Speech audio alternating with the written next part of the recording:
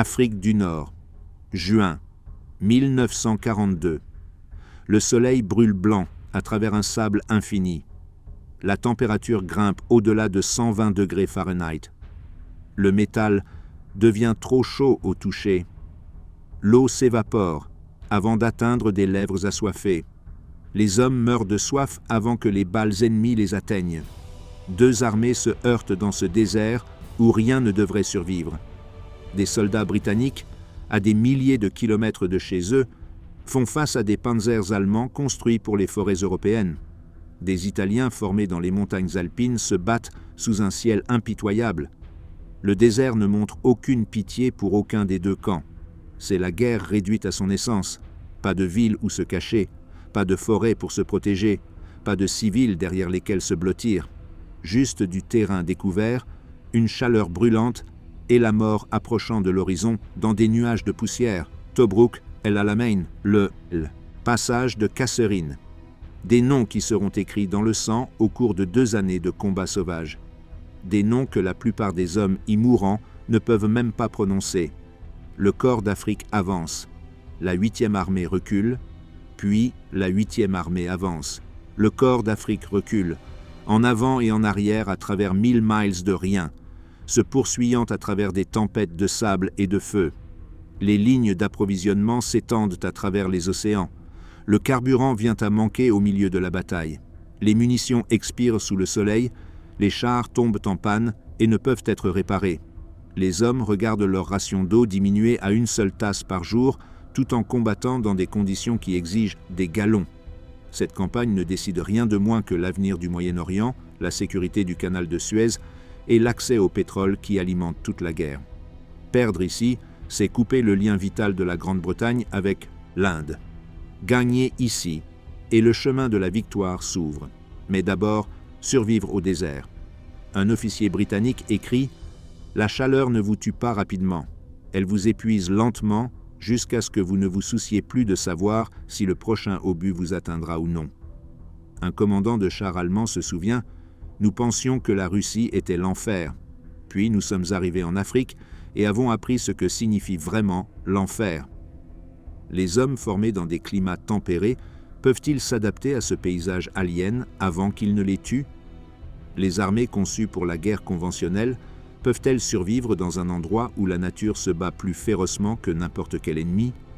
Les navires de ravitaillement peuvent-ils traverser la Méditerranée assez rapidement pour satisfaire la faim des chars, des canons et des soldats mourants?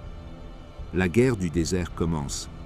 Et le désert garde son propre score. Septembre 1940. L'Italie entre en guerre. Benito Mussolini rêve d'un nouvel empire romain s'étendant à travers l'Afrique du Nord. Ses armées occupent la Libye, une possession coloniale que l'Italie détient depuis des décennies. À l'est se trouve l'Égypte, contrôlée par la Grande-Bretagne. Entre eux, une frontière, un désert et le destin. Le maréchal Rodolfo Graziani commande la 10e armée italienne en Libye. 236 000 hommes, des centaines de chars, des batteries d'artillerie, des escadrons d'avions. Sur le papier, une force écrasante. En réalité, du matériel conçu pour la guerre européenne, pas pour le combat dans le désert. Des soldats formés dans les Alpes, maintenant en train de transpirer sous le soleil africain. Graziani ne veut pas attaquer. Il sait que son armée manque de logistique adéquate pour les opérations dans le désert. Il sait que ses chars sont obsolètes par rapport aux chars britanniques. Il sait que ses lignes d'approvisionnement ne peuvent pas soutenir une longue campagne. Mais Mussolini exige la gloire. Mussolini exige la conquête. Mussolini exige que l'invasion commence. Le 13 septembre 1940, la 10e armée traverse l'Égypte. L'avance couvre 60 miles en 3 jours. Les colonnes italiennes avancent vers la ville côtière de Sidi Barrani. Les forces britanniques reculent, en infériorité numérique et en armement. Graziani établit des camps fortifiés dans un arc défensif. Puis il s'arrête. Il attend des fournitures. Il attend des renforts. Il attend de meilleures informations. Il attend 3 mois pendant que son armée reste exposée dans le désert, éparpillée sur plusieurs positions isolées, avec des espaces entre elles s'étendant sur des kilomètres. Les Britanniques n'attendent pas. Le lieutenant-général Richard O'Connor commande la force du désert occidental. 36 000 hommes font face à une armée italienne 6 fois plus nombreuse. Il étudie les positions italiennes. Il identifie la faiblesse. Les camps sont trop éloignés les uns des autres pour se soutenir. Attaquez-en un, et les autres ne peuvent pas aider. Le général Archibald Wavell approuve une offensive limitée. Le plan, frapper les camps italiens, infliger des dommages, puis se retirer avant que les forces italiennes ne submergent le plus petit contingent britannique. Un raid, pas une conquête. 5 jours de combat, puis retour aux positions défensives. O'Connor se prépare dans un secret absolu. Personne au-delà de ses commandants supérieurs ne sait que l'attaque arrive. Il assemble ses forces, la 4e division indienne, la 7e division blindée, des éléments de la 16e brigade d'infanterie britannique. Les chars Matilda avec une armure suffisamment épaisse pour dévier les obus italiens, des chars de croisière pour la vitesse et la manœuvre, des batteries d'artillerie, les rats du désert comme ils seront connus. 9 décembre 1940, avant l'aube. L'opération Boussole commence. Des chars britanniques rugissent hors de l'obscurité. Les camps italiens éclatent dans la confusion. Les défenseurs se précipitent pour prendre des armes. Les officiers crient des ordres contradictoires. La communication s'effondre. Un camp après l'autre tombe. Des milliers de soldats italiens se rendent. Ceux qui tentent de fuir trouvent les blindés britanniques bloquant leur voie d'évasion. Le raid de 5 jours devient quelque chose de plus. O'Connor voit une opportunité. Les Italiens s'écroulent plus vite que quiconque prévu. Il demande à Wavell la permission de poursuivre l'avancée. Wavell accepte. Les Britanniques poursuivent la 10e armée en retraite vers l'ouest le long de la côte. Des colonnes de chars traversent le désert, contournant les positions italiennes. L'infanterie assaille des villes fortifiées. La Royal Navy bombarde les positions côtières depuis le St. Andrews large. La Royal Air Force domine le ciel. Bardia tombe en janvier 1941. 25 000 prisonniers italiens. Tobruk tombe le 22 janvier.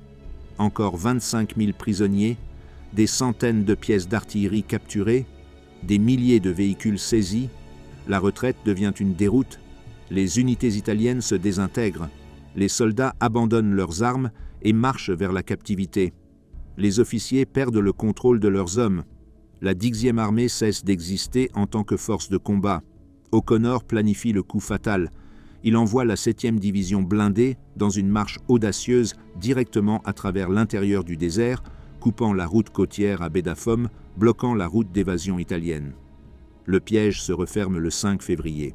Les forces restantes de Graziani s'écrasent contre le barrage routier britannique. Des combats désespérés éclatent. Les chars italiens chargent à plusieurs reprises les positions britanniques. Les artilleurs britanniques les détruisent méthodiquement. Le 7 février, cela se termine. 20 000 autres prisonniers. La 10e armée est anéantie. Dans 2 mois, 36 000 soldats britanniques et du Commonwealth ont détruit une armée italienne de plus de 200 000 hommes. Ils avancent 500 000. Ils capturent 130 000 prisonniers, 400 chars et plus de 1000 pièces d'artillerie. Ils subissent moins de 2000 pertes. C'est l'une des victoires les plus déséquilibrées de l'histoire militaire. Mais la victoire crée un nouveau problème. Les forces britanniques contrôlent désormais une vaste étendue de la côte nord-africaine. Les lignes d'approvisionnement s'étirent dangereusement. Les troupes et l'équipement doivent être détournés vers la Grèce, où une nouvelle crise nécessite de l'attention. La force du désert occidental devient vulnérable. Adolf Hitler observe l'humiliation de l'Italie. Il ne peut pas permettre à son allié de s'effondrer complètement. L'Allemagne doit intervenir. En février 1941, les premières unités allemandes arrivent à Tripoli. Des soldats débarquent de navires de transport. Des panzers descendent des passerelles sur le sol africain. Un nouveau commandant monte sur le quai, général Erwin Rommel. Il commande le Deutsches Afrikakorps. Au départ, juste 2 divisions. La 5e division légère et la 15e division blindée. Environ 45 000 hommes. Des troupes expérimentées issues des campagnes européennes. Équipement moderne, leadership agressif. Leur mission: stabiliser le front, prévenir d'autres collapses italiens, défendre la Tripolitaine. Rommel a des idées différentes. Il étudie les positions britanniques. Il reconnaît leurs faiblesses. Ils sont trop étendus. Leurs meilleures unités ont été envoyées en Grèce. Ce qui reste est dispersé et mal approvisionné. Le moment est maintenant, avant que les Britanniques ne puissent se consolider. Le 31 mars 1941, Rommel attaque. Ses supérieurs n'ont pas autorisé d'offensive. Ils lui ont ordonné d'attendre la pleine puissance, de rester défensif. Rommel les ignore. Il voit une opportunité et la saisit. Les panzers allemands et les unités italiennes avancent. Les avant-postes britanniques reculent dans la confusion. La retraite qu'O'Connor avait orchestrée si brillamment contre les Italiens se produit maintenant contre les Britanniques eux-mêmes. Rommel les pousse sans relâche vers l'Est. Dans les 2 semaines, Rommel reprend tout ce que les Britanniques ont gagné. Benghazi tombe, Derna tombe. L'avance continue. D'ici le 11 avril, les forces allemandes atteignent la frontière égyptienne. Un seul endroit résiste. Tobrouk. La garnison britannique à Tobrouk, maintenant comprenant la 9e division australienne, refuse de se rendre. Rommel entoure le port, mais ne peut pas le prendre. Sa première attaque échoue, sa deuxième attaque échoue. Les Australiens tiennent. Tobrouk devient une épine dans le flanc de Rommel, une forteresse derrière ses lignes, approvisionnée par la Royal Navy, immobilisant des troupes dont il a besoin ailleurs. Le siège de Tobrouk commence. Il durera 241 jours. L'avant stabilise le long de la frontière égyptienne. Rommel ne peut pas avancer davantage sans plus de provisions, plus de carburant, plus de renforts. Les Britanniques ne peuvent pas contre-attaquer efficacement tout en reconstruisant leurs forces rassemblées. La guerre du désert entre dans une nouvelle phase. Fini les Italiens contre les Britanniques. Maintenant, les Allemands dirigent les forces de l'Axe. Les enjeux augmentent. Les batailles s'intensifient. La campagne qui devait être un petit spectacle devient un théâtre majeur de la guerre. Les 2 côtés se préparent pour le prochain tour. Les 2 côtés savent que le véritable combat n'a que commencé. Un officier allemand écrit « L'Afrique n'est pas comme l'Europe. Ici, le désert est l'ennemi que nous combattons chaque jour, même lorsque les Britanniques ne sont nulle part en vue. » Un soldat britannique se souvient « Nous pensions avoir gagné le désert. Puis Rommel est arrivé et nous a appris que nous n'avions rien gagné. » Les convois d'approvisionnement traversent la Méditerranée. Les renforts arrivent à Alexandrie et à Tripoli. Les chars se rechargent, les positions d'artillerie s'ajustent, les soldats se retranchent et attendent. La guerre du désert continue. Novembre 1941. Les Britanniques préparent leur contre-offensive. Le général Claude Auchinleck commande désormais les forces du Moyen-Orient. Il remplace Wavell, qui a payé le prix de revers en Grèce et en Crète. Auchinleck hérite d'une armée reconstruite. De nouvelles divisions arrivent de Grande-Bretagne, d'Inde, d'Afrique du Sud et de Nouvelle-Zélande. De nouveaux chars ont été expédiés à travers des eaux dangereuses. Des Stuart et des Grant, fabriqués en Amérique, complètent les Crusaders et les Matilda britanniques. Plus de 700 chars, 118 000 hommes, artillerie, soutien aérien, le plan, opération Crusader, détruire le Afrika Korps de Rommel, soulager Tobrouk, repousser les axes jusqu'à la Tripolitaine, restaurer la dominance britannique en Afrique du Nord. Le lieutenant-général Alan Cunningham commande la 8e armée, nouvellement formée à partir d'unités désertiques dispersées. Sous son commandement, 2 corps, le 30e corps avec des divisions d'infanterie, le 13e corps avec les divisions blindées. La stratégie repose sur les blindés. Trouvez les panzers de Rommel, détruisez-les lors d'une bataille décisive de chars. Ensuite, l'infanterie pourra nettoyer. Rommel ne sait pas que l'offensive arrive. Les opérations de tromperie britanniques fonctionnent à la perfection. Des chars factices en toile et en bois trompent la reconnaissance aérienne allemande. Le trafic radio suggère que l'attaque viendra plus tard, en décembre ou en janvier. De faux dépôts de ravitaillement apparaissent au mauvais endroit. 18 novembre 1941. La 8e armée attaque. Le 13e corps franchit la frontière à l'aube. 3 brigades blindées avancent en colonnes séparées à travers le désert. Leur objectif, l'aérodrome de Sidi Rezeg, 15 miles au sud-est de Tobrouk. Prendre Sidi Rezeg, se relier à la garnison de Tobrouk, piéger les forces de Rommel entre 2 armées britanniques. Le premier jour se déroule sans accroc, peu de résistance. Les positions allemandes reculent. Au crépuscule, l'armure britannique campe près de Sidi Rezegh. Les commandants pensent qu'ils gagnent. Ils ont tort. Rommel n'est pas à la frontière. Il prépare sa propre offensive contre Tobrouk, prévue pour le 21 novembre. Lorsque des rapports lui parviennent concernant des chars britanniques avançant, il ne panique pas. Il reconnaît le danger, mais voit également une opportunité. Les Britanniques ont divisé leur armement en brigades séparées, chacune opérant de manière indépendante. Les vaincre morceau par morceau avant qu'ils ne puissent se concentrer. 19 novembre. L'affrontement commence. La 22e brigade blindée atteint le terrain d'aviation de Sidi Rezegh. Ils prennent d'assaut la position, détruisant des avions italiens au sol. Ils tiennent l'escarpement surplombant le sol plat en plat contre bas. Mais ils sont seuls, séparés des brigades de soutien par des kilomètres de désert ouvert. Rommel envoie la 21e division blindée. Des chars allemands apparaissent à l'horizon dans l'après-midi. La bataille éclate avec une violence soudaine. Les chars britanniques Crusader s'engagent contre les Panzer Mark III et Mark IV allemands. À des distances inférieures à 1000 yards, les canons des chars tonnent, les obus perforent l'armure, les tourelles explosent, les équipages brûlent. La 22e brigade blindée tient Sidi Rezegh mais subit de lourdes pertes, 50 chars détruits ou endommagés. La nuit tombe. Les deux côtés se retirent pour se regrouper. 20 novembre. Les combats s'intensifient. Les 4e et 22e brigades blindées tentent de se relier à Sidi Rezegh. Des forces allemandes et italiennes attaquent de multiples directions. Des batailles de chars font rage sur une superficie de 50 000 carrés de désert. Pas de ligne de front claire, les unités se contournent, puis se retournent et combattent. La confusion règne. Les chars britanniques ont de la vitesse, mais une armure mince. Les chars allemands ont une armure plus épaisse et de meilleurs canons. Le canon de 75 mm du Panzer Mark IV dépasse la portée de la plupart des armes britanniques. Le canon anti-char de 88 mm, conçu à l'origine comme une artillerie anti-aérienne, transperce l'armure britannique à des portées de plus de 2 milliards. La division de la Nouvelle-Zélande avance depuis le sud vers Tobrouk. Ils atteignent le périmètre de siège.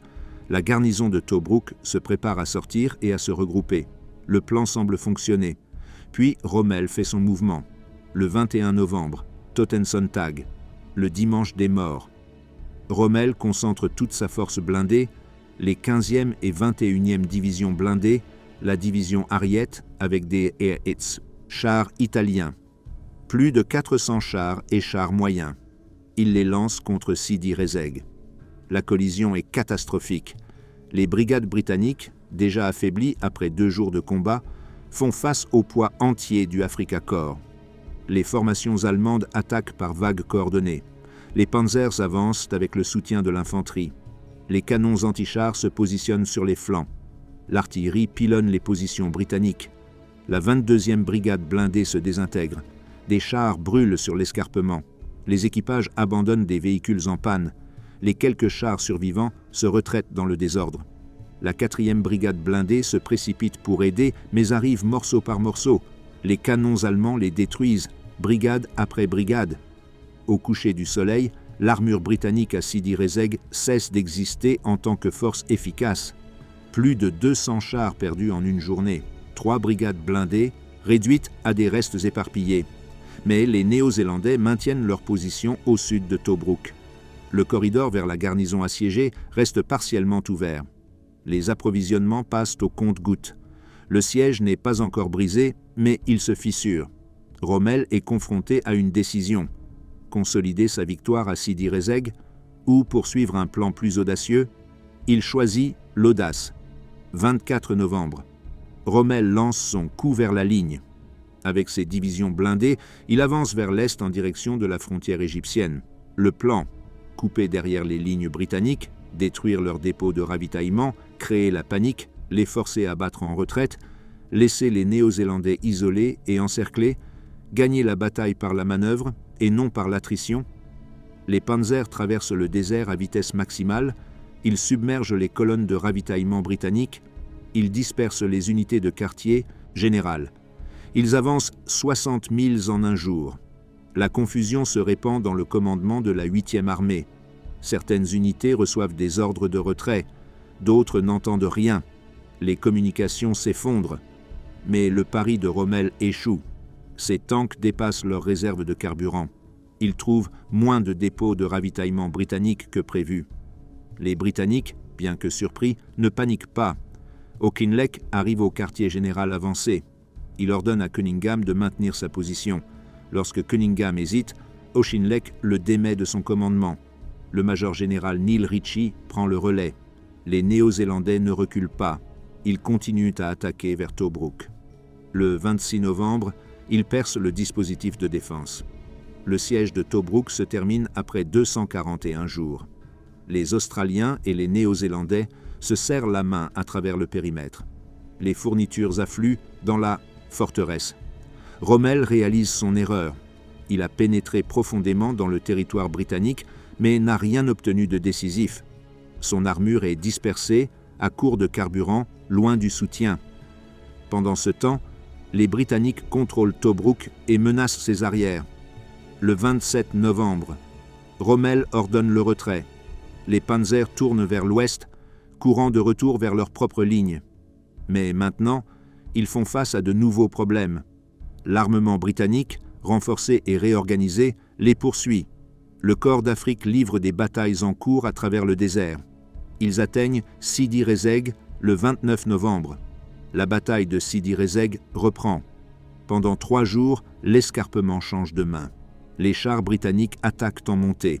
Les panzers allemands contre-attaquent. L'artillerie des deux côtés transforme la position en champ de mort. Les corps jonchent les pentes. Les tanks détruits créent un cimetière de métal. Le 2 décembre. Rommel abandonne Sidi Rezegh. Ses forces sont épuisées. Le carburant est en quantité critique. Les munitions s'épuisent. Ses alliés italiens ont subi des pertes dévastatrices. La division Ariete est presque anéantie.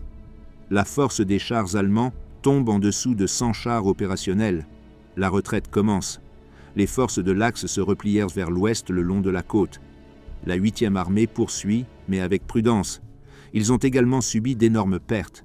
Plus de 18 000 hommes tués, blessés ou portés disparus. Les pertes de chars dépassent 300. Les combats continuent alors que les deux armées se retirent et poursuivent simultanément. Benghazi tombe aux mains des Britanniques le 24e décembre. Rommel se retire jusqu'à El Agheila, là où son offensive a commencé en mars. L'opération Crusader se termine par une victoire britannique, mais une victoire coûteuse. Tobruk est libéré. La Cyrénaïque est reconquise. Rommel est repoussé. Mais le corps d'armée Afrika Korps survit, éprouvé mais intact. Les deux armées se reposent et se réparent. Les deux savent que ce n'est pas fini. Les navires de ravitaillement traversent à nouveau la Méditerranée. Les renforts arrivent à nouveau. Les chars de remplacement débarquent à nouveau. Les mécaniciens réparent à nouveau des véhicules endommagés. Les tombes sont à nouveau creusées. Un commandant de chars britannique écrit « Nous avons détruit leurs chars, ils ont détruit les nôtres. Nous avons tous deux revendiqué la victoire.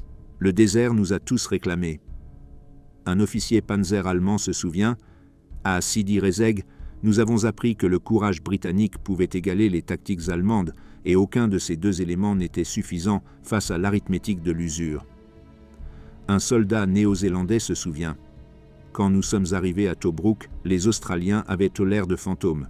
8 mois de siège les avaient transformés en quelque chose de plus dur que ce que devraient être des hommes. » Le désert ne s'arrête pas pour Noël. Le désert ne reconnaît ni la victoire, ni la défaite. Le désert attend le prochain round. Et le prochain tour arrive. Janvier 1942. Pendant que Rommel se repose à El Agheila, des convois traversent la Méditerranée. Les Britanniques perdent des navires plus vite que Rommel. Des avions et des sous-marins basés à Malte attaquent les lignes d'approvisionnement de l'Axe. Des pétroliers italiens brûlent dans la nuit. Des navires de transport coulent avec des milliers de tonnes de cargaison. Mais les Britanniques font face à leur propre crise. Le Japon entre en guerre. Singapour tombe. La Birmanie tombe. L'Extrême-Orient s'effondre. Churchill exige que des renforts aillent à l'Est et non en Égypte. Auchinleck perd des divisions, perd des chars, perd des avions. Rommel frappe le premier. 21 janvier. Le corps d'Afrique attaque depuis El Agheila. Une fois de plus, Rommel parie sur la vitesse et la surprise. Une fois de plus, cela fonctionne. Les positions britanniques s'effondrent. L'avancée devient une débandade. En 2 semaines, Rommel reprend Benghazi. D'ici le 6 février, le front se stabilise à Gazala, 40 miles à l'ouest de Tobrouk. Les 2 armées s'arrêtent d'épuisement total. Aucune ne peut continuer. Le front se fige le long d'une ligne courant vers le sud, depuis la côte à Gazala jusqu'au désert ouvert. Les Britanniques construisent des fortifications, la ligne de Gazala. Les champs de mines s'étendent sur des kilomètres. Des bunkers en béton appelés boîtes parsèment le désert, chacun gardé par une brigade. Fils de fer barbelés, fossés anti-chars, positions d'artillerie. Les boîtes sont séparées par des espaces de plusieurs kilomètres, mais chacune est autonome, conçue pour tenir même si elle est isolée. Le lieutenant-général Neil Ritchie, commandant la 8e armée défendant cette ligne. Il a plus de 100 000 hommes, 849 chars, y compris de nouveaux Grant américains, avec des canons de 75 mm, 900 pièces d'artillerie. Sur le papier, une supériorité écrasante. Rommel commande 90 000 hommes, 560 chars, 500 pièces d'artillerie. Il est en infériorité numérique. Ses alliés italiens manquent d'équipements modernes et le moral baisse chaque mois. Mais Rommel a un plan. Le 26 mai 1942, l'opération Venezia commence. L'infanterie italienne et les unités allemandes attaquent la ligne de Gazala au nord à l'aube. Une attaque frontale, évidente et bruyante.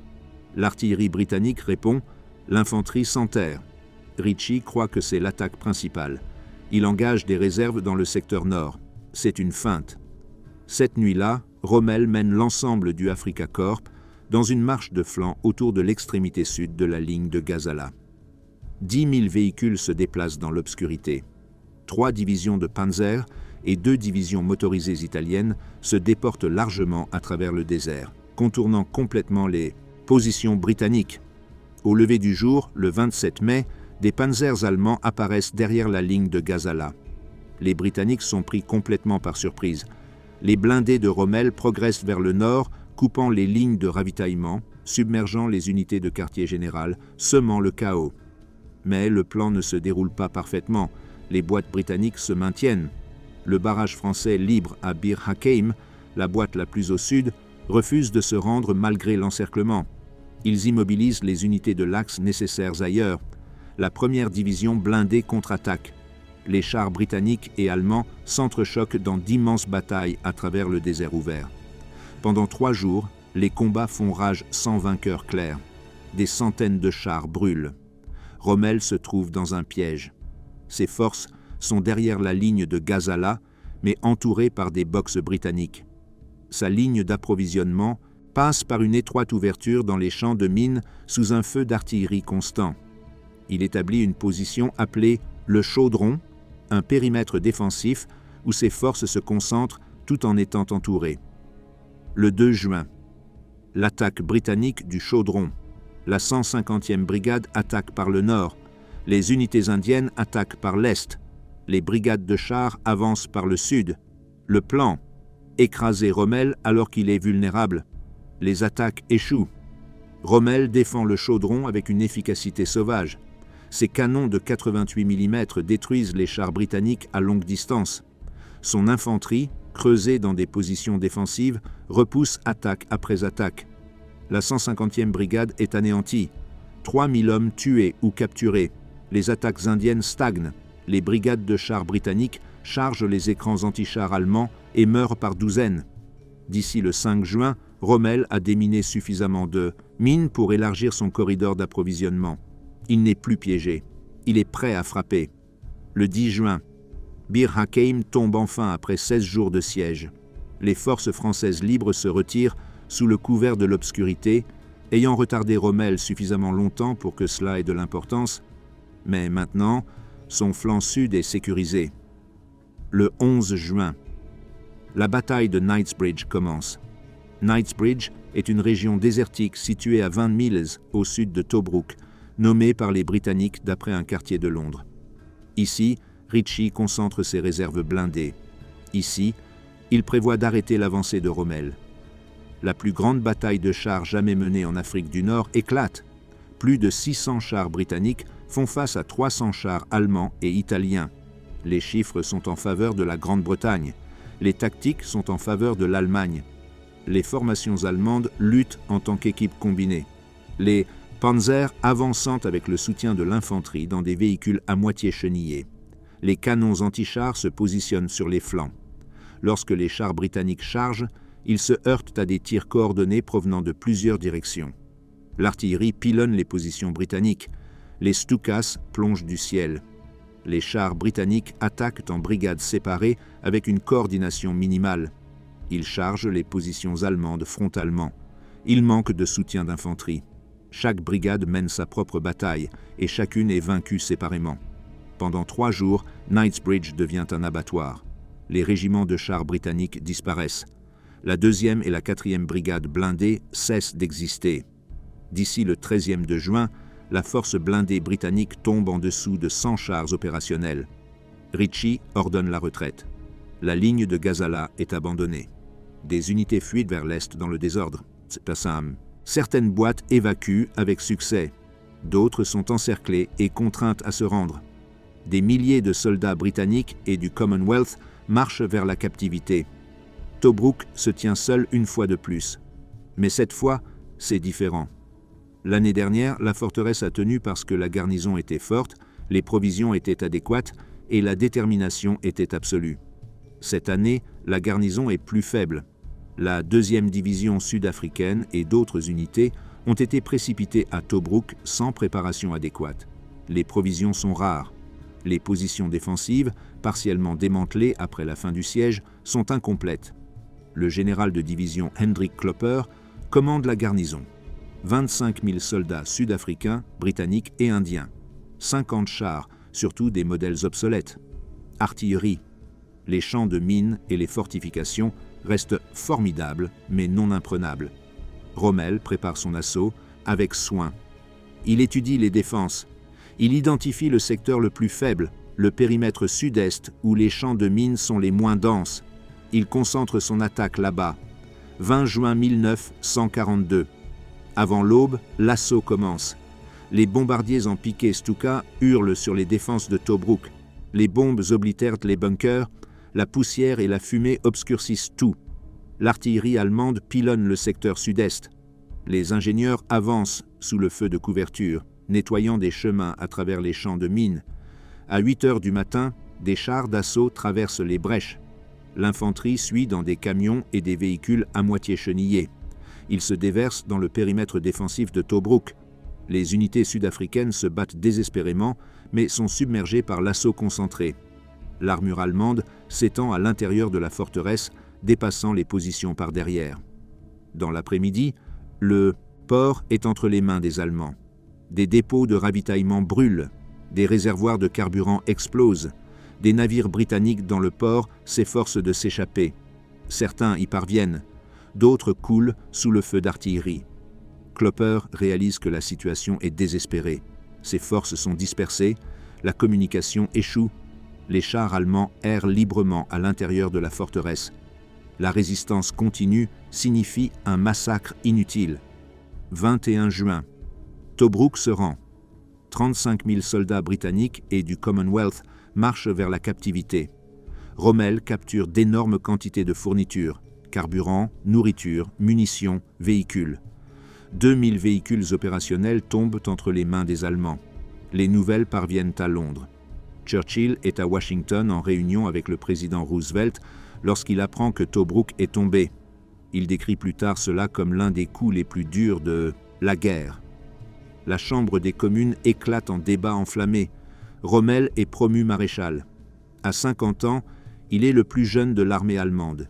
Hitler est extatique. Les Britanniques sont humiliés. La route vers l'Égypte est ouverte. La 8e armée se retire en désordre vers la frontière égyptienne. Ritchie essaie d'établir des lignes de défense.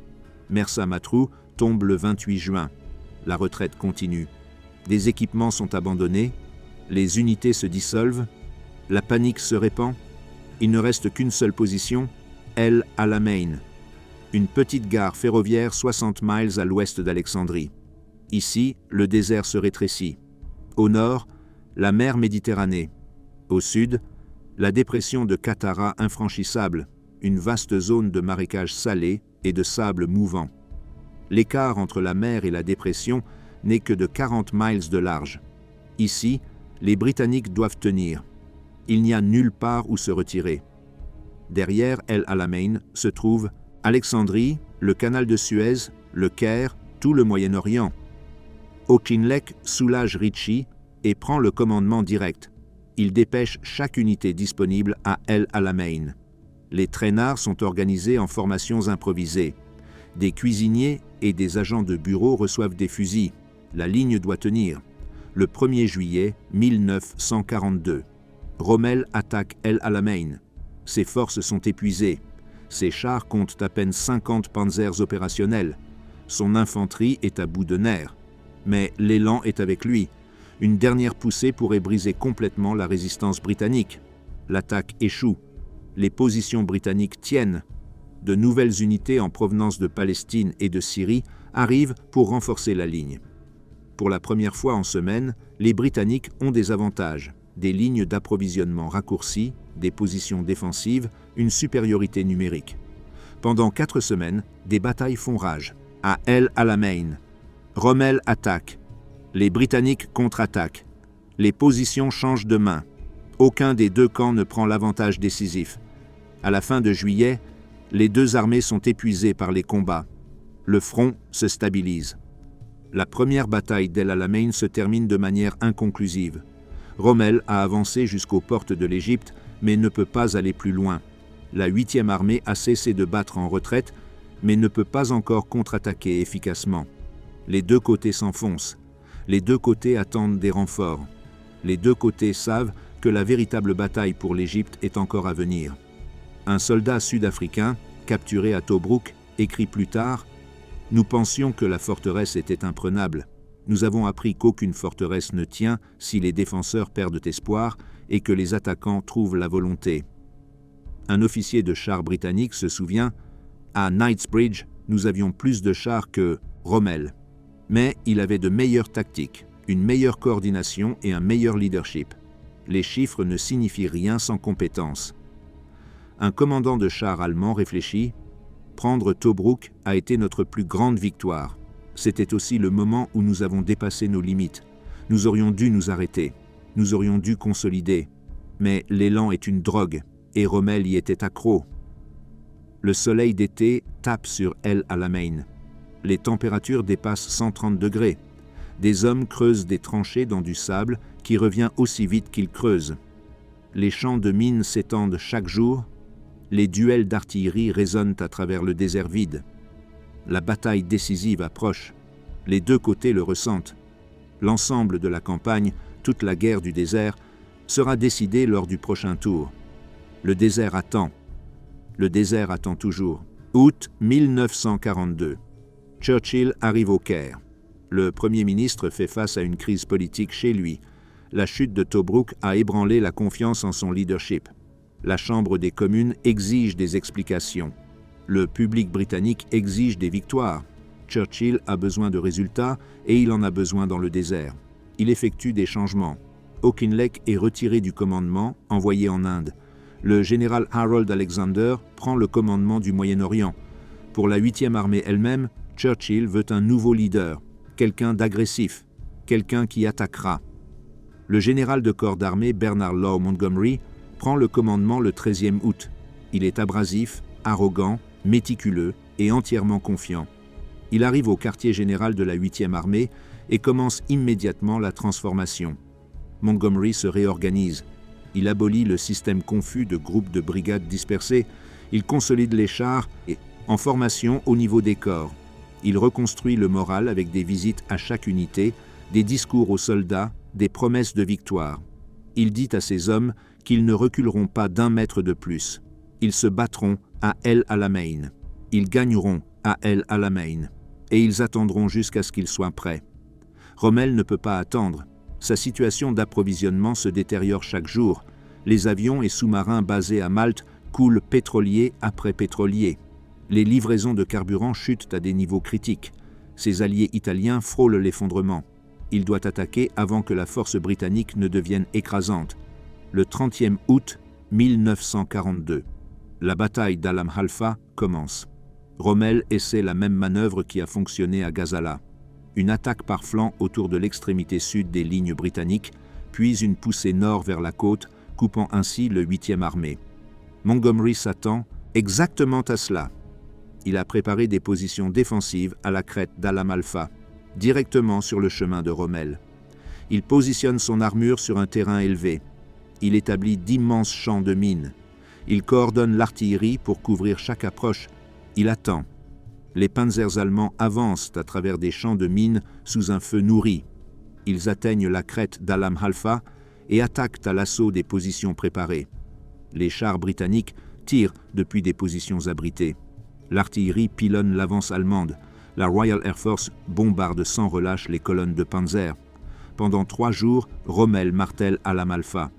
Pendant 3 jours, Montgomery refuse de se laisser entraîner dans les batailles de chars que Rommel souhaite. Il se bat de manière défensive, utilisant le terrain et le feu, pas la manœuvre. Le 2 septembre, Rommel se retire. Son carburant est épuisé. Ses chars sont endommagés. Ses pertes ne peuvent pas être remplacées. L'attaque a complètement échoué. Montgomery ne poursuit pas agressivement. Il n'est pas prêt pour des opérations offensives. Mais il a remporté une victoire défensive qui prouve que la 8e armée peut arrêter Rommel. Le moral monte. Maintenant, Montgomery prépare sa propre offensive. Il exige du temps. Il exige des renforts. Il exige des fournitures. Churchill pousse pour une action immédiate. Montgomery refuse d'être pressé. Des renforts arrivent en Égypte. La 7e division blindée revient de sa remise en état. La 9e division australienne arrive. Des divisions britanniques viennent de Palestine et de Syrie. Des unités néo-zélandaises et sud-africaines se renforcent. Des brigades indiennes se déploient. Des chars arrivent par centaines. Nouveaux chars américains Sherman avec de puissants canons de 75 mm. Crusaders et Valentine britanniques. Plus de 1000 chars, plus de blindage que la 8e armée n'en a jamais possédé. Les batteries d'artillerie se multiplient, 892 canons, allant des pièces de 25 livres aux lourdes pièces de 5 pouces et demi. Les stocks de munitions se transforment en montagnes. Les dépôts de carburant contiennent des millions de gallons. Les avions remplissent les terrains d'aviation égyptiens. Spitfire, Hurricane, Kitty Hawks américains, bombardiers légers, bombardiers moyens, bombardiers lourds. Plus de 750 avions sous le commandement de l'Air Vice-Marshal Arthur Cunningham. Ils posséderont le ciel. Montgomery planifie méticuleusement. Il étudie chaque aspect des défenses de Rommel. Le corps d'armée africain a construit des positions redoutables. 500 000 mines créent des ceintures jusqu'à 5 miles de profondeur. Les positions d'infanterie jalonnent l'ensemble du front. Les canons antichars couvrent chaque approche. Les Allemands l'appellent le jardin du diable. Le plan, opération Lightfoot, une massive attaque d'infanterie dans le nord pour percer à travers les champs de mines. Des ingénieurs dégageront des couloirs pour les blinder, les chars exploiteront la percée. L'offensive commencera la nuit pour minimiser les pertes dues au feu défensif. Les opérations de tromperie suggèrent que l'attaque viendra du sud. Des tanks factices et des dépôts de fournitures apparaissent dans les secteurs sud. Le trafic radio faux indique des préparatifs là-bas. Les renseignements allemands prennent l'appât. 195 000 troupes britanniques et du Commonwealth se préparent à attaquer 96 000 troupes de l'Axe. Les Britanniques ont une supériorité numérique dans chaque catégorie, hommes, chars, canons, avions. Mais les défenseurs occupent des positions préparées et des champs de mines. Rommel n'est même pas en Afrique. Il est parti en Allemagne pour un traitement médical. Le général Georg Stumm commande en son absence. Le 23e octobre 1942, 9h40 du soir. 1000 canons ouvrent le feu simultanément. Le tir est dévastateur, écrasant, apocalyptique. Tout le secteur nord éclate en flammes. Les obus pilonnent les positions allemandes et italiennes. Le bombardement dure 15 minutes, puis se déplace vers des cibles plus profondes. À 10 heures, l'infanterie avance. Des soldats australiens, néo-zélandais, sud-africains, britanniques et indiens entrent dans le jardin du diable. Les ingénieurs passent en premier, sondant le sol à la recherche de mines avec des baïonnettes. Du ruban marque les voies sûres. Derrière eux, l'infanterie progresse par vagues. Les mitrailleuses crépitent, les mortiers explosent, des fusées éclairent le ciel nocturne, les combats sont brutaux, les champs de mines ralentissent l'avancée, les points forts allemands résistent avec férocité, les pertes s'accumulent, mais l'infanterie continue de progresser.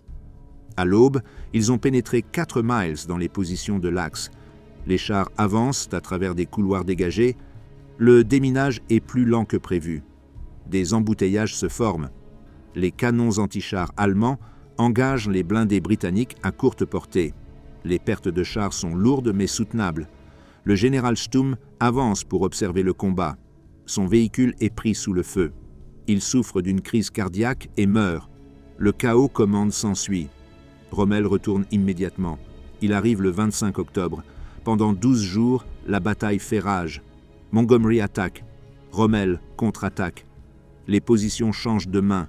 Les combats se concentrent sur des crêtes portant des noms comme Kidney Ridge et Miteria Ridge. Des batailles de chars éclatent à travers des secteurs appelés Snipe et Woodcock. L'attrition favorise Montgomery. Il peut remplacer les pertes. Rommel ne le peut pas. Chaque jour, la force allemande diminue. Les pénuries de carburant paralysent la mobilité. Les munitions s'épuisent. Les unités italiennes s'effondrent sous la pression. Le 2 novembre, Montgomery lance l'opération Supercharge, une nouvelle poussée, plus au sud que les attaques précédentes. De nouvelles divisions, y compris la 2e division néo-zélandaise et des brigades blindées britanniques. L'objectif, percer complètement, amener des blindés dans le désert ouvert derrière les lignes de l'axe. La percée réussit. Les chars britanniques pénètrent les défenses allemandes. L'écran anti-char de Rommel est submergé. Ses réserves de Panzer sont engagées au compte-gouttes et détruites. Le 3 novembre, Rommel prend la décision la plus difficile de sa carrière. Il ordonne la retraite. Hitler a envoyé des ordres de tenir et de mourir. Rommel les ignore. Une défense continue signifie l'anéantissement. Ses forces doivent se retirer ou être complètement détruites. La retraite commence. Les Sam, divisions d'infanterie italienne, manquant de transport, sont laissées derrière. Des milliers se rendent. Les unités mobiles allemandes se précipitent vers l'ouest. Le Corps Africa mène des actions de retardement pour gagner du temps. Montgomery poursuit, mais avec prudence. Il a gagné la bataille. Il ne mettra pas en péril sa victoire avec une poursuite imprudente dans de potentielles embuscades. L'avancée est méthodique, systématique, prudente. La pluie arrive le 6 novembre. La première pluie en mois transforme les pistes désertiques en boue. Les véhicules s'enlisent. La poursuite ralentit. Rommel gagne de l'espace. Mais il n'y a pas d'arrêt à la retraite. Tobrouk tombe aux mains des Britanniques le 13e novembre sans combat. Benghazi tombe le 20e novembre. La 8e armée avance sur plus de 700 miles en 6 semaines. Rommel établit une ligne défensive à El Agheila, la même position où les allers-retours à travers la Libye se sont arrêtés auparavant. Mais cette fois, c'est différent. Cette fois, quelque chose d'autre a complètement changé l'équation.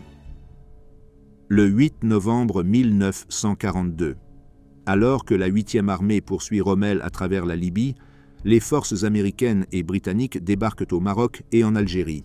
Opération Torch. 3 forces d'invasion frappent le nord de l'Afrique française. Casablanca, Oran, Alger tombent sous contrôle allié après de brefs combats contre les forces françaises de Vichy. La situation stratégique se transforme du jour au lendemain. Rommel est désormais confronté à des ennemis venant de 2 directions. La 8e armée fait pression depuis l'Est. Les forces anglo-américaines avancent depuis l'Ouest. Le corps d'Afrique est pris dans un étau. Hitler répond en envoyant des renforts en Tunisie. Des unités allemandes et italiennes occupent Tunis et Bizerte. Ils établissent des lignes de défense. L'Axe ne abandonnera pas l'Afrique du Nord sans se battre. Mais le combat est déjà perdu. Les mathématiques sont inévitables. Les forces alliées en Afrique du Nord comptent plus de 500 000 hommes. Ils ont la supériorité aérienne, ils ont la suprématie navale, ils disposent de lignes d'approvisionnement qui fonctionnent. Le Afrika Korps a 30 000 hommes, du carburant pour quelques semaines, des munitions pour quelques batailles, pas de renfort en vue, pas d'espoir de victoire. Janvier 1943. Rommel abandonne El Agheila et se retire en Tunisie. La 8e armée suit. La poursuite se poursuit à travers le désert libyen. Tripoli tombe le 23 janvier. Montgomery entre dans la ville que Mussolini appelait autrefois le bijou du colonialisme italien. Les colons italiens fuient. Les rêves d'un nouvel empire romain meurent dans la poussière. Février. Le Afrika Korps, maintenant en Tunisie, effectue une dernière offensive, la bataille du col de Kasserine. Les panzers allemands frappent les forces américaines, inexpérimentées et mal positionnées. Les premières unités américaines se brisent. L'attaque gagne du terrain. Pendant un moment, cela semble comme autrefois, comme si Rommel pouvait encore réaliser des miracles. Mais l'offensive s'arrête après 3 jours, des renforts américains arrivent, des unités britanniques se déplacent pour soutenir. Rommel manque de carburant pour exploiter le succès. Il se retire vers des positions défensives. Mars. Montgomery attaque la ligne Maret, les défenses de l'Axe dans le sud de la Tunisie. Rommel, malade et épuisé, rentre en avion en Allemagne. Il ne reviendra jamais en Afrique. Le général Hans-Jürgen von Arnim assume le commandement de toutes les forces de l'Axe en Tunisie. La ligne Maret tombe. La 8e armée et les forces américaines se rejoignent. L'anneau autour des forces de l'Axe en Tunisie se resserre. Les périmètres défensifs rétrécissent. L'approvisionnement par mer devient impossible sous les attaques aériennes et navales alliées.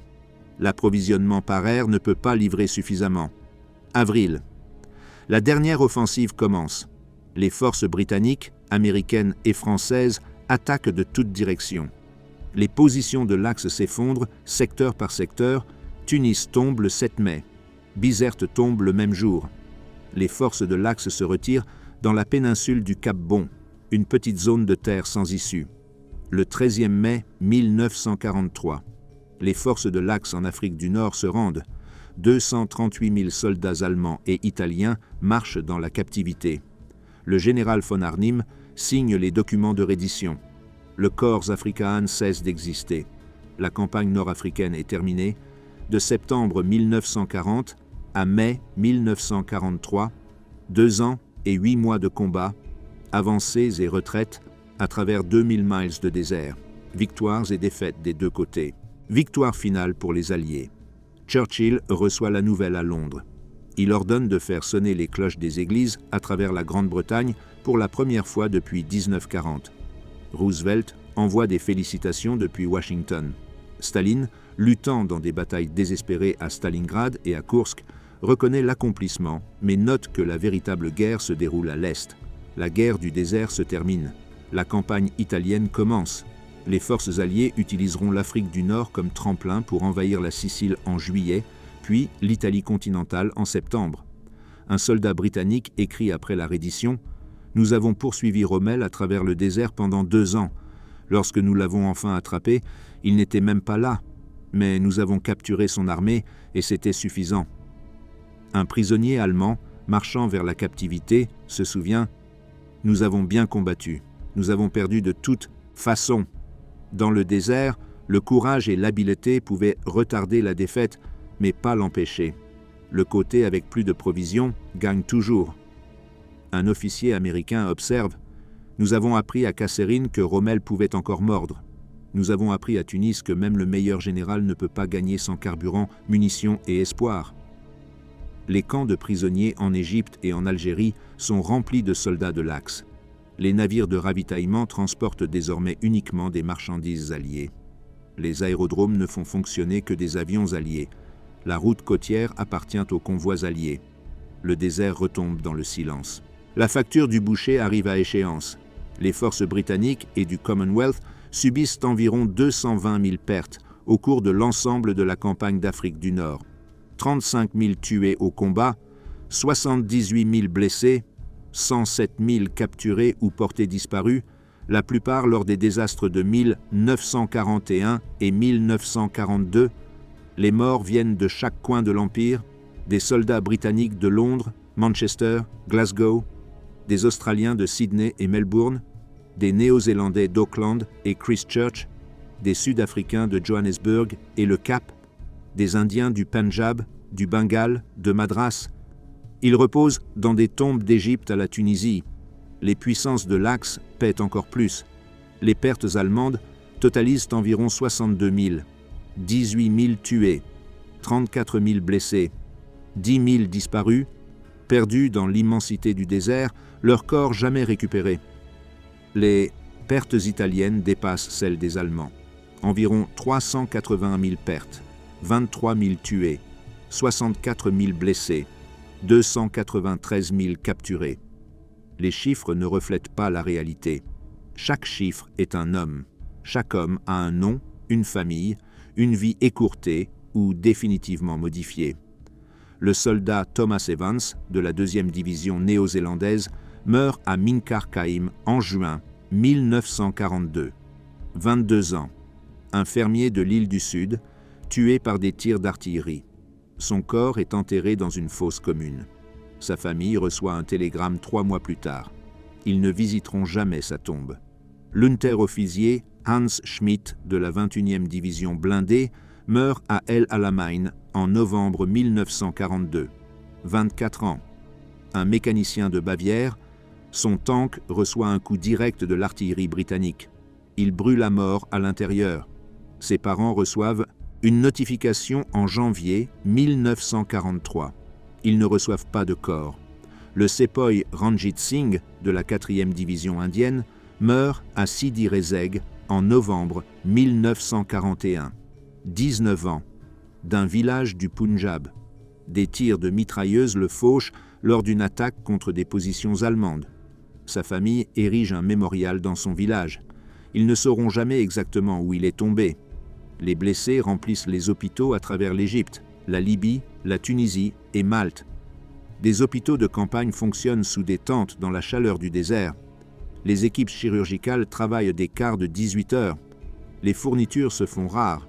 Le plasma sanguin vient à manquer. La morphine devient précieuse. Des hommes mourront de blessures qui seraient survécues en temps de paix. Choc des obus, fatigue de combat, effondrement psychologique. Les médecins ne l'appellent pas encore trouble de stress post-traumatique.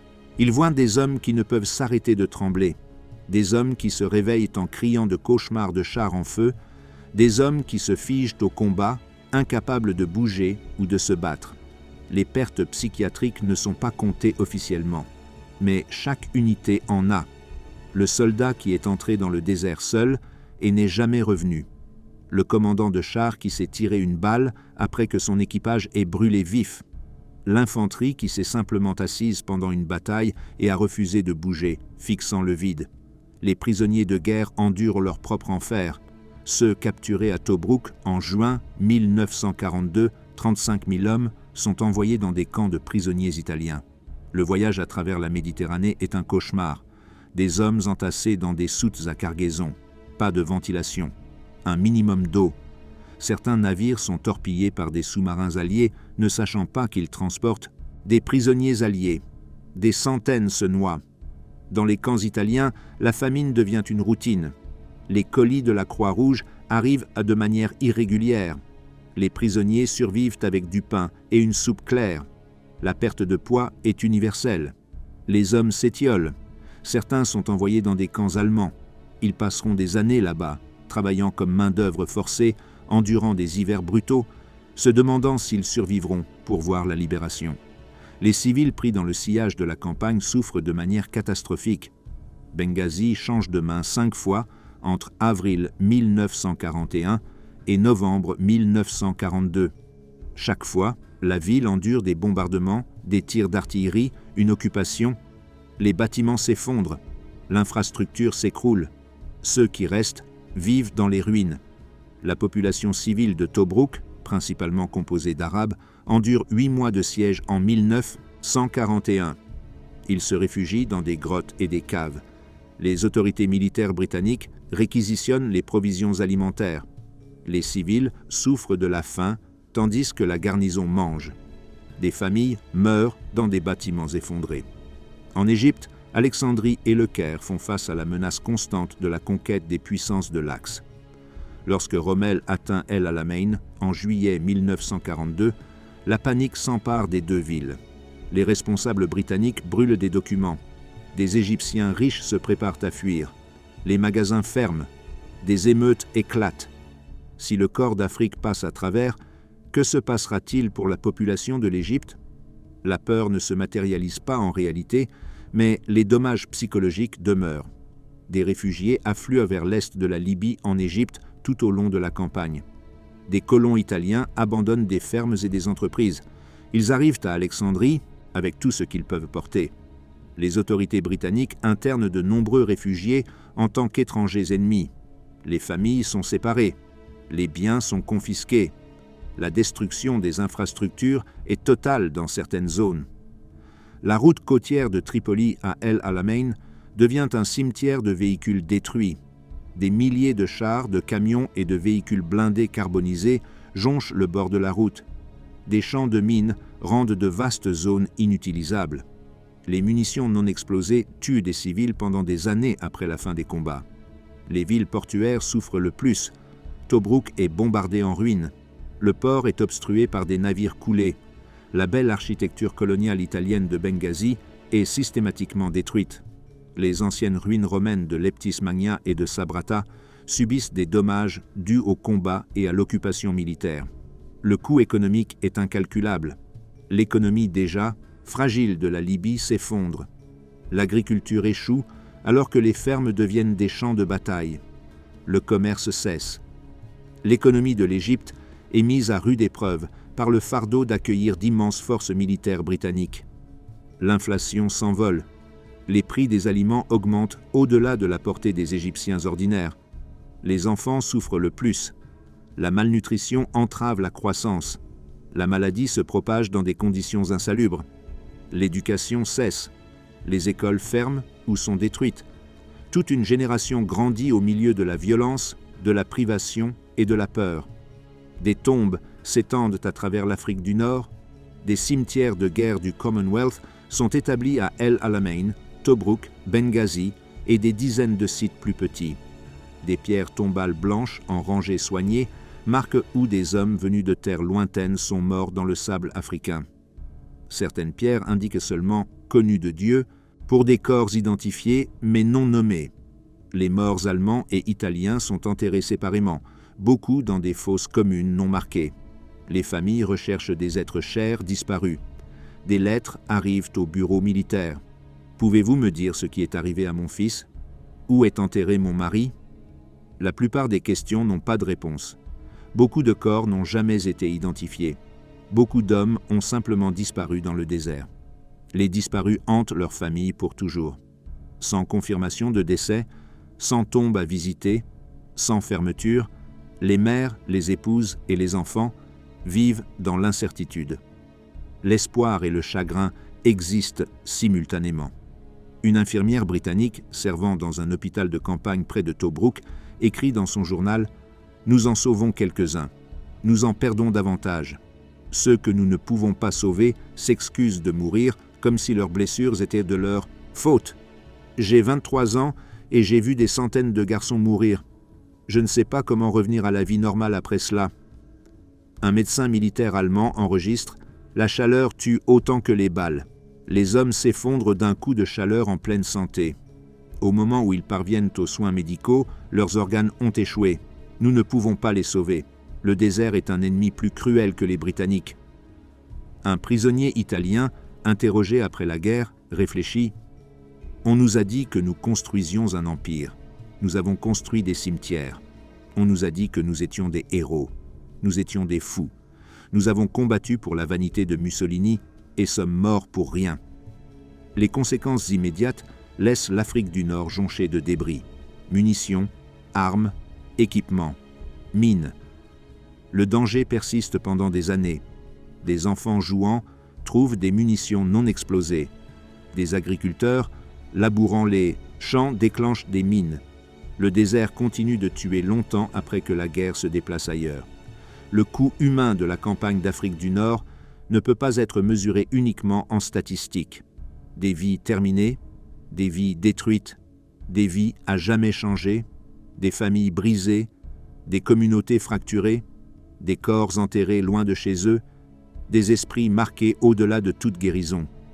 Le prix de la guerre du désert a été payé en sang, en souffrance et en chagrin. Le désert n'offre aucune réponse. Le désert ne le fait jamais.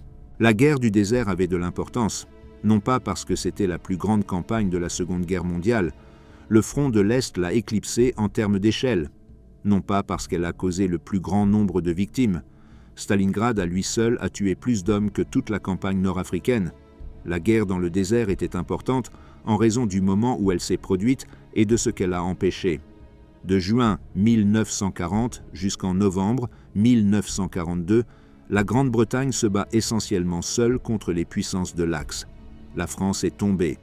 L'Union soviétique n'entrera pas dans la guerre avant juin 1941. Les États-Unis n'entreront pas avant décembre 1941. Pendant plus de 2 ans, le Commonwealth britannique est la seule force à engager activement l'Allemagne sur terre. L'Afrique du Nord fournit ce champ de bataille. Ici, les forces britanniques peuvent riposter. Ici, elles peuvent prouver qu'elles ne sont pas vaincues. Ici, elles peuvent montrer au monde et à elles-mêmes que la résistance continue. Les implications stratégiques sont profondes. Le canal de Suez reste entre les mains britanniques. La route vers l'Inde, la bouée de sauvetage de l'Empire, reste ouverte. Les champs pétroliers du Moyen-Orient restent accessibles à la Grande-Bretagne, refusés à l'Allemagne. Ce ne sont pas des objectifs abstraits. Ce sont les nerfs de la guerre, les ressources qui déterminent qui peut continuer à se battre et qui ne le peut pas. Si Rommel avait pris l'Égypte en été 1942, les conséquences auraient été catastrophiques. Le canal de Suez fermé à la navigation alliée, les forces britanniques en Inde coupées, le pétrole du Moyen-Orient coulant vers l'Allemagne, la Turquie rejoignant potentiellement l'Axe, le flanc sud soviétique exposé, l'ensemble de l'équilibre stratégique de la guerre aurait changé. El Alamein a empêché ce cauchemar. La victoire de Montgomery en novembre 1942 est la première grande victoire terrestre britannique contre l'Allemagne. Elle survient à un moment où la Grande-Bretagne a désespérément besoin de bonnes nouvelles. Stalingrad est encore en cours de bataille, la guerre du Pacifique se passe mal, l'Afrique du Nord offre le premier succès britannique clair et indéniable. Churchill écrit plus tard « Avant Alamein, nous n'avons jamais eu de victoire.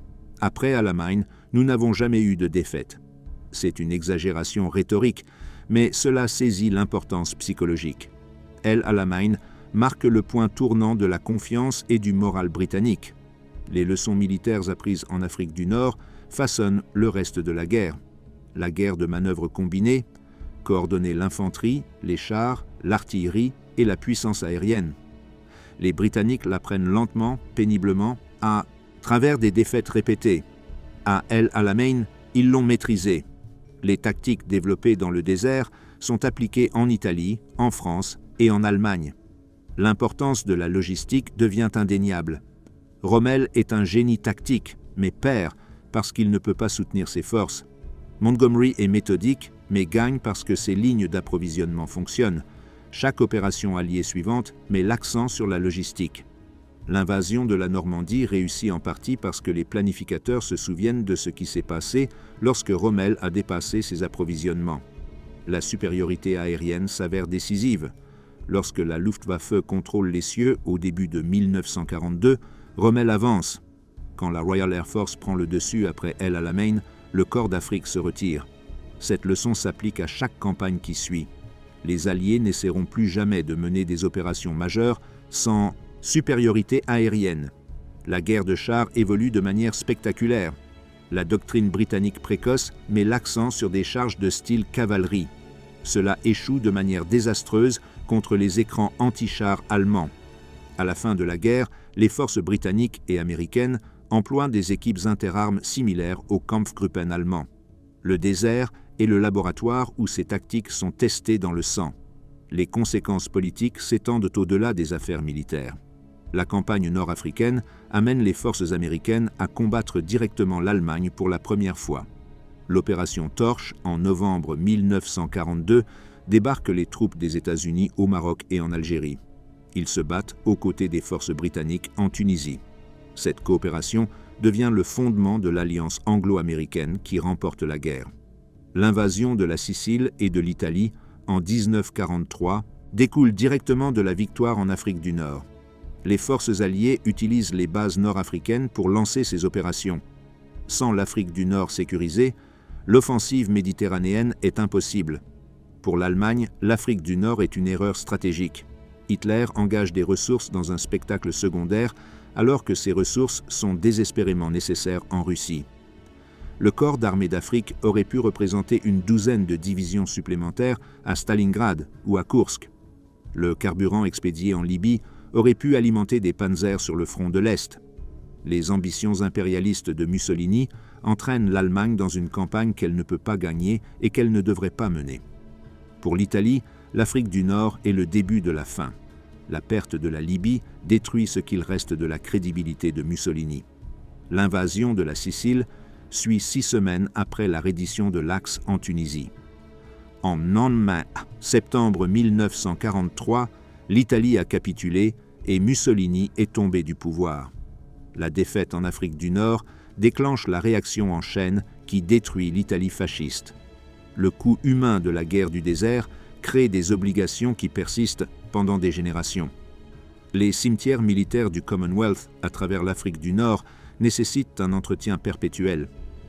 La commission des sépultures de guerre du Commonwealth britannique s'occupe de plus de 70 000 tombes en Égypte, en Libye et en Tunisie. Chaque pierre tombale représente le chagrin d'une famille, une vie interrompue, un avenir volé. Des cérémonies commémoratives annuelles ont lieu à El Alamein chaque octobre. Les anciens combattants, de moins en moins nombreux chaque année, retournent dans le désert. Ils se tiennent devant les monuments et se souviennent des camarades qui ne sont jamais revenus chez eux. Ils se rappellent la chaleur, la soif, la peur, les moments de terreur et de bravoure. Différentes nations se souviennent de la campagne différemment. Pour la Grande-Bretagne, El Alamein est une victoire après des années de défaite, la preuve que les armes britanniques peuvent prévaloir. Pour l'Allemagne, c'est un spectacle secondaire, à peine rappelé par rapport à Stalingrad et à la Normandie. Pour l'Italie, c'est une humiliation nationale, le moment où les illusions d'empire se sont effondrées dans la réalité. Pour les peuples colonisés d'Afrique du Nord, c'est une période où leur terre est devenue le champ de bataille de quelqu'un d'autre, où leur souffrance était accessoire aux politiques des grandes puissances. Les leçons morales de la guerre du désert sont complexes. Cette campagne était plus propre que la plupart. Aucun holocauste ne s'est produit en Afrique du Nord, aucun génocide délibéré. Les combats, bien que brutaux, respectaient généralement les lois de la guerre. Les prisonniers étaient généralement traités correctement. Les civils, bien qu'ils aient souffert, n'étaient pas systématiquement ciblés. Pourtant, cette retenue relative ne diminue pas l'horreur. Des hommes sont toujours morts dans l'angoisse. Des familles ont toujours perdu des fils et des pères. Des villes ont toujours brûlé. La guerre du désert était un meurtre industriel à grande échelle mené par des armées professionnelles avec des armes modernes. La souffrance était réelle, même si les atrocités étaient au moins nombreuses. L'héritage vit dans la culture populaire. Des films, des livres, des documentaires gardent la guerre du désert vivante dans la mémoire collective. Rommel devient une légende, le « renard du désert », respecté même par ses ennemis. Montgomery devient controversé, admiré pour ses victoires, mais critiqué pour sa prudence et son arrogance. Les soldats ordinaires, les équipages de chars, les fantassins, les conducteurs et les mécaniciens deviennent des symboles de courage et d'endurance. Les musées préservent des artefacts. Des chars détruits rouillent dans le désert, monuments à des batailles anciennes. Le cimetière de chars à El Alamein contient des centaines de véhicules détruits, britanniques, allemands, italiens. Ils restent là où ils sont morts, lentement consommés par le sable et le temps. Le travail archéologique se poursuit. Des munitions non explosées sont encore trouvées et déminées. Les champs de mines continuent d'être cartographiés et retirés. Des corps sont encore découverts, identifiés quand c'est possible, enterré avec honneur des décennies après la mort. Le paysage stratégique du Moyen-Orient moderne est en partie façonné par ce qui s'est passé en 1941 à 1943. L'influence britannique et américaine dans la région provient de leur présence militaire pendant la guerre. Les relations, les bases, les arrangements politiques établis pendant la guerre persistent longtemps après. Pour les historiens militaires, la campagne nord-africaine offre une étude sans fin. Que se serait-il passé si Rommel avait pris Tobrouk en 1941? Que se serait-il passé si les Britanniques avaient perdu à Alam Halfa? Que se serait-il passé si les forces américaines n'avaient pas débarqué au Maroc?